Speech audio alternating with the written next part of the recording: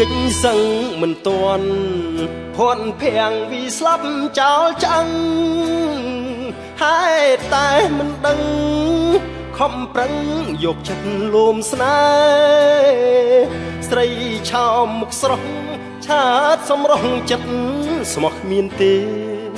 លែងហ៊ានទៅចិត្តមីមេទំនេរសុកចិត្តដេកផ្ទះពេលអូនស្រឡាញ់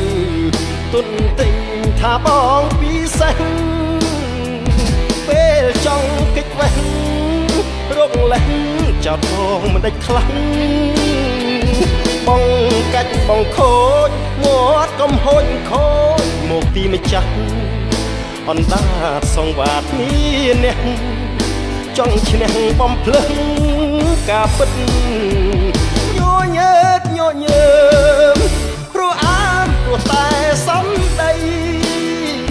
សំអាងព្រោះថ្មីបានដៃស្ដីទាំងមិនគិតលំត្រជាគេមាសមេបាញ់ឈៀងបាញ់ឆិតអ្នកដែលមិនស្គាល់បងពិតអាចនឹងគិតថាបងទូរយួងបើអស្នេហ៍ហើយដេចឡើយចង់សុំអុយទៀត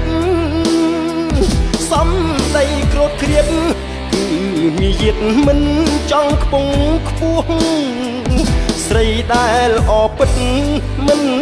ថិតលើរូបសម្រស់លើចិត្តលើពីងពីរោះអាងសំភ័សនាំឈ្មោះអាស្រូវ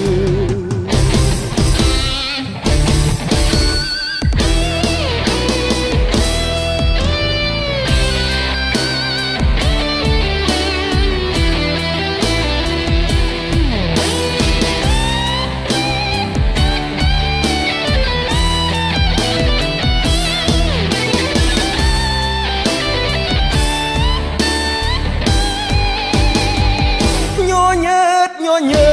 មព្រោះអានព្រោះតែសំដីសំអាងព្រោះថ្មីបានដៃស្ដីទាំងមិនគិតលំត្រជាគេមាសមេបាញ់ឈៀងបាញ់ឆិតអ្នកដែលមិនស្គាល់បងពិតអាចនឹងគិតថាបងទូយួងបើអស្នេហ៍ហើយដេចឡើយចង់សុំអុយទៀតសំដីក្រោតគ្រៀតគឺមានយិតមិនចង់ពងខ្ពស់ស្រីដែលអពិតមិនថិតលើរូបសម្រស់លើចិត្តលើពីងពីរោះអាងសំភ័សនាំឈ្មោះអាស្រូវ